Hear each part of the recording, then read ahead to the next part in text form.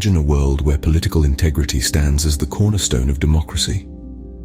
Now picture a scenario where this very foundation is shaken. What happens when a political imposter infiltrates a major party during critical electoral times in Africa? This isn't just a hypothetical question, it's a reality that unfolded in Zimbabwe. Meet Zangezzo Tshabangu, a man whose actions have stirred significant controversy and debate across the political landscape of Zimbabwe. Tshabangu, posing as a member of the ZANU PF, Zimbabwe's ruling party, was caught and found guilty of sabotage against the opposition party, the CCC, led by Nelson Chamisa. This incident didn't just highlight a personal fault but exposed the vulnerabilities and potential manipulations in Zimbabwean political practices. The allegations against Tshabangu are serious. He was accused of not only misrepresenting himself as a ZANU PF affiliate, but also of actively working to dismantle the structures and campaigns of the CCC.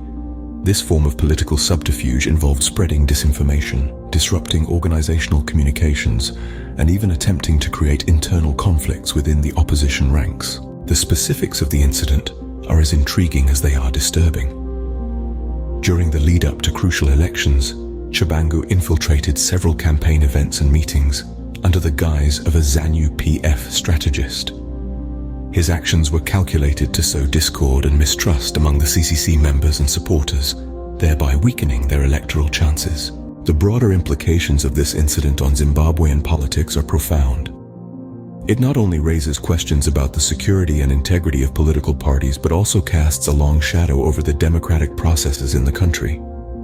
Such acts of deception corrode the trust that is essential for democratic competition and could potentially influence electoral outcomes in significant ways. This incident has caught the attention of regional bodies like the African Union, AU, and the Southern African Development Community, SADC.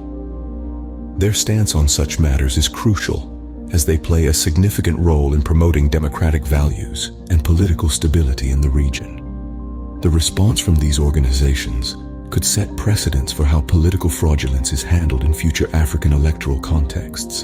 In summary, the case of Zangezzo Tshabangu is not just about a man crossing the ethical lines of political engagement.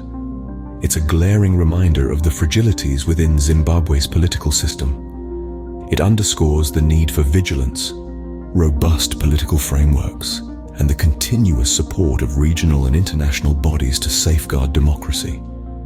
As Zimbabwe moves forward, the lessons drawn from this incident will be vital in reinforcing the integrity of its political processes and ensuring that the will of the people is respected and accurately reflected in electoral outcomes.